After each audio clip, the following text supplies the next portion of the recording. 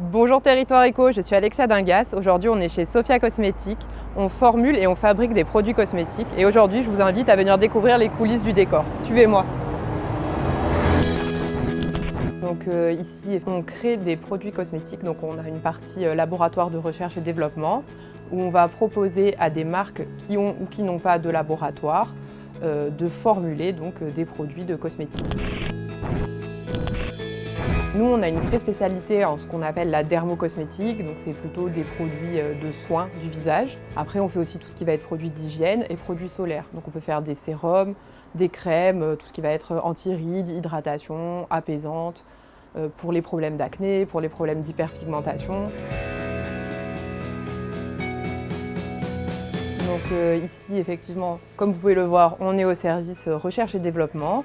Donc il y a plusieurs manières de fonctionner chez Sophia Cosmétiques. Donc on fait nous-mêmes, à travers nos propres recherches, des concepts innovants. Donc on va créer nos propres actifs. On va créer des lignes de cosmétiques en fonction des tendances du moment. Et on a aussi le concept recherche et développement où là, les marques viennent à nous avec des briefs et nous demandent de les aider à co-construire un produit cosmétique. Alors là, nous sommes donc dans le labo de contrôle.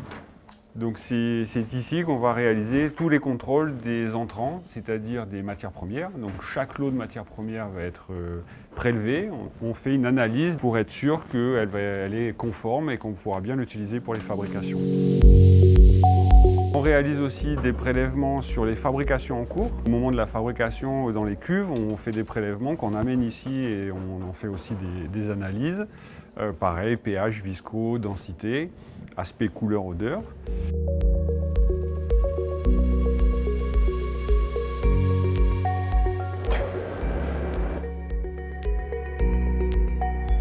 Voilà, donc typiquement là vous avez donc une fabrication en cours.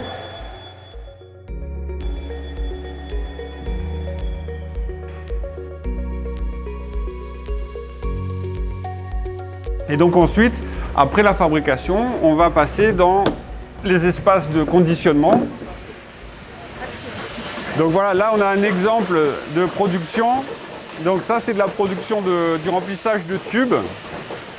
Ah, donc qui sont emmagasinés ici, vides.